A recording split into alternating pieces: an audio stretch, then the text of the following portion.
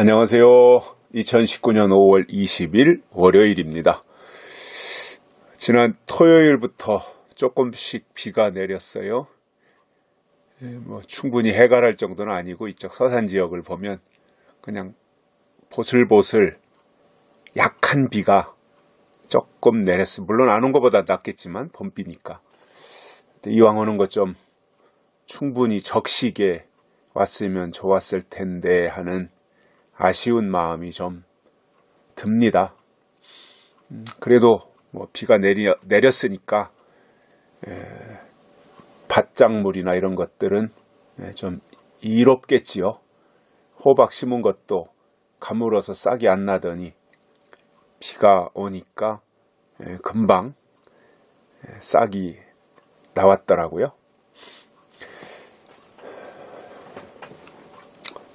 하늘에서 비가 내려야 씨앗도 싹을 틔우고 이렇게 제대로 정상적으로 성장하는 것 같습니다. 우리 영혼에도 하나님이 위로부터 단비를 내려주셔야 말씀의 씨앗이 우리의 마음밭에서 뿌리를 내리고 자라게 될 것이라고 봅니다. 오늘은요, 이사야 11장 2절에서 보겠습니다. 여호와의 신, 곧 지혜와 총명의 신이요 모략과 재능의 신이요 지식과 여호와를 경외하는 신이 그 위에 강림하시리니. 아멘. 자, 이 말씀은 1절에서는 이새의 줄기에서 한 싹이 나고 그 뿌리에서 한 가지가 나서 결실할 것이며 그 위에 여호와의 신이 임한다. 그 내용이거든요. 이새의 줄기에서 싹이 나고 뿌리가 나고 가지가 나서 결실하고 이러한 내용으로 설명하는 이분은 바로 예수 그리스도를 이사야가 이렇게 설명을 했는데, 그 분에게, 예수님에게 임하는 신이 있어요. 신. 여호와의 신이죠. 한마디로 하면 여호와 신이에요. 여호와의 신. 근데 여호와의 신이 구체적으로 보면 뭐예요? 지혜의 신, 총명의 신, 모략의 신, 재능의 신, 지식의 신, 여호와를 경외하는 신. 이것이 예수 그리스도 위에 강림하시리니, 이렇게 말씀하고 있어요. 그러니까 이것은 여기 2절에서 이제 어찌 보면 여호와의 신이 그 뒤로 나오는 지혜, 총명, 모략, 재능, 지식, 하나님을 경외하는 신이라고 하니까 여호와의 신 속에 나머지 6개가 포함된다라고도 볼 수 있고, 아니면 2절 전체가 예수 그리스도에게 임할 하나님이 보내주실 신, 그것이 이제 7가지가 된다. 이렇게도 볼 수 있겠고요. 구약에서는 이제 신으로 나오는데 이것이 신약에서는 영으로 나오잖아요. 영.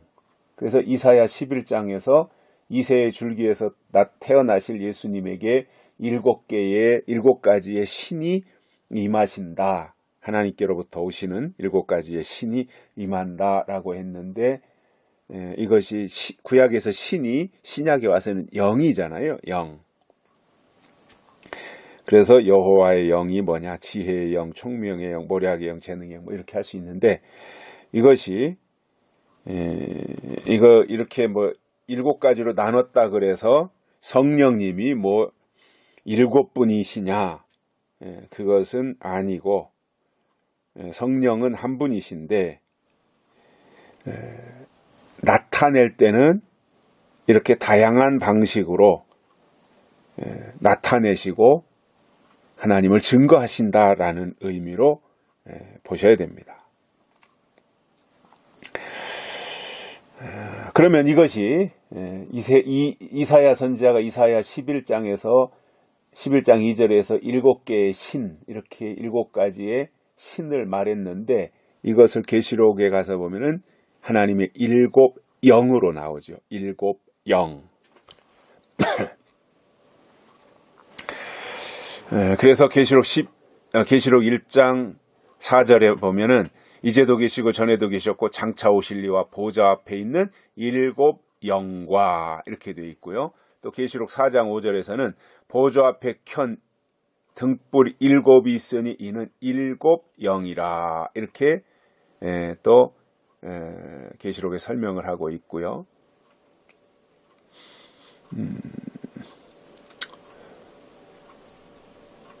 또 계시록 5장 6절에서는 그에게 일곱 뿔과 일곱 눈이 있으니 이 눈들은 온 땅에 보내심을 받은 하나님의 일곱 영이라 이렇게 계시록에서 설명을 해주고 있습니다. 자, 그러면 이 시대에 우리가 하나님의 말씀을 받은 사람으로서 우리가 결국 기다리는 게 뭐예요? 하나님이 일곱 영이 임하시는 거잖아요. 그러면 이 일곱 영을 계시록에서 말하는 일곱 영을 이사야서 11장에 대입시키면 예수 그리스도에게 임했던 일곱 신이잖아요. 그러니까 이사야가 말한 일곱 신이나 사도 요한이 말한 일곱 영이나 같은 것이라고 할 때 예수님이 초림하실 때 일곱 신이 그에게 임하는 것처럼 예수님이 다시 오실 때 일곱 영이 그 위에 머무르게 되고 그리고 그 예수를 기다리는 사람들에게 하나님이 부어주실 것이 일곱 영이다라는 거예요. 그래서 우리가 이 하나님께로부터 오시는 하나님의 영, 즉 영의 말씀이죠. 말씀. 이 말씀을 우리가 소유하고 간직하고 하나님의 사람으로 살아가는 데 있어서 계시록적으로 표현해서 우리가 사모할 것이 뭐냐면 일곱 영입니다. 그래서 계시록에서는 일곱 영으로 역사하시는 거예요. 그러므로 우리가 지나간 어떠한 과거에 매몰되어서 앞으로 나가지 못한다면 그것은 어리석은 거라고 하잖아요. 일반적인 의미에서도 신앙도 똑같이 옛날 것에 붙잡혀서 앞으로 나가지 못한다면 어리석은 거거든요. 광야에 나왔으면 가나안 땅으로 가야 정상이지 광야에 나왔으면서 왜 애굽으로 돌아갈 생각을 하냐는 거예요. 이게 얼마나 답답하고 어리석은 사람들의 모습이에요. 근데 이 시대에 믿는다고 하는 사람들이 똑같이 그런 오류를 범하고 있는 거예요, 지금.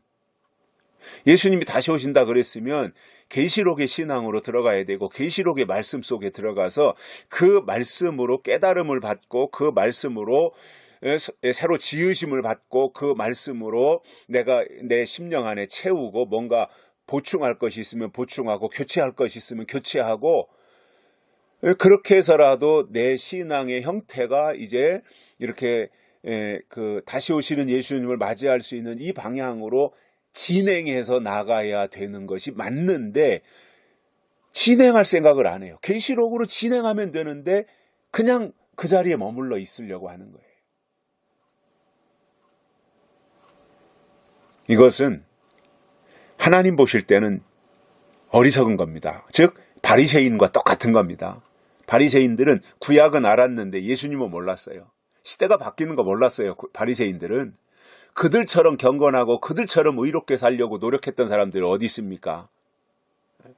아마 지금 2019년 이 시점에서 과거의 바리새인들처럼 그렇게 경건하게 살려고 노력하는 사람 없을 거라고 봐요, 저는.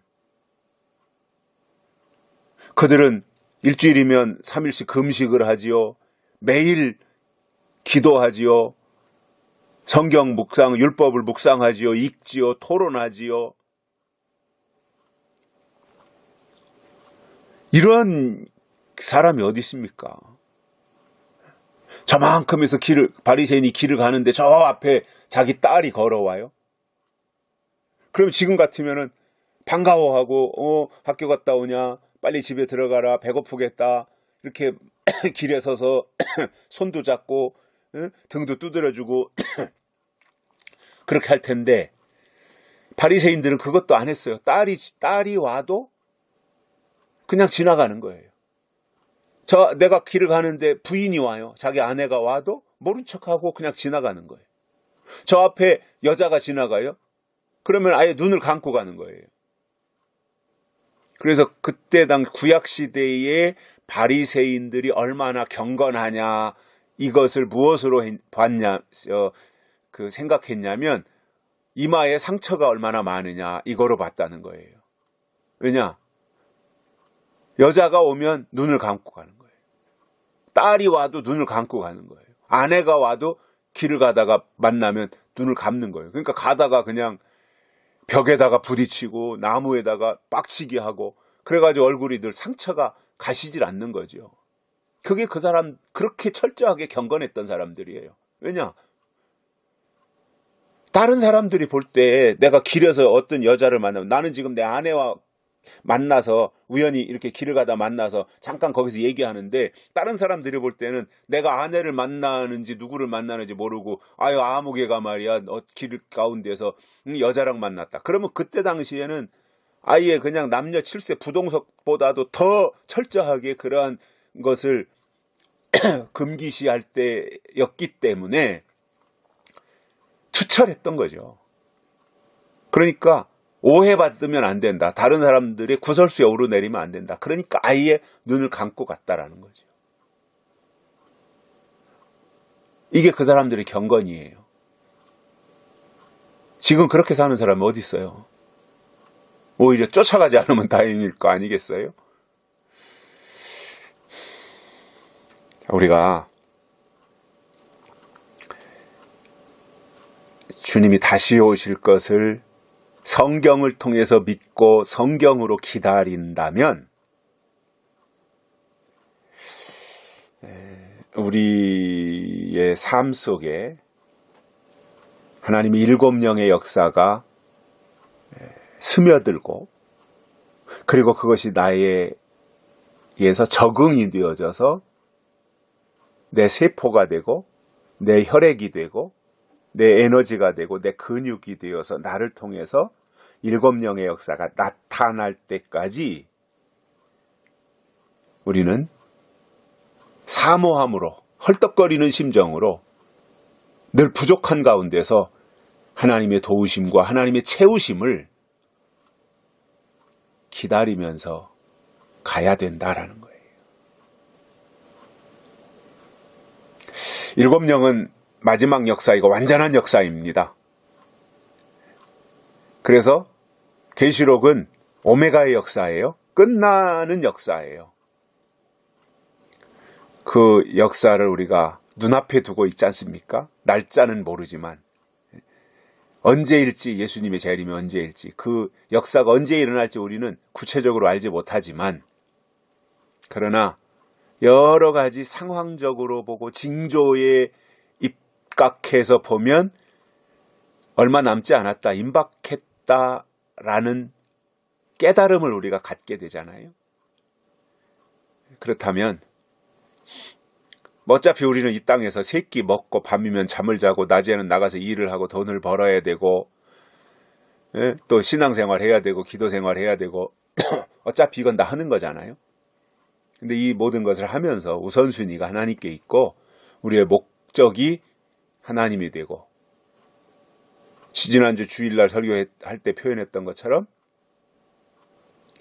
내 목적의 목적이 하나님이 되는, 그래서 정말 하나님의 7영의 영향권 아래에서 살아갈 수 있는 그런 우리의 삶이 되시기를 바라고, 한 주간이 또 시작하는데 이러한 관점에서 믿음을 추스리면서 또 믿음을 강화시키면서 그렇게 살아가고 하나님과 동행하는 한 주간이 되시기를 바랍니다. 여기까지 하겠습니다. 감사합니다.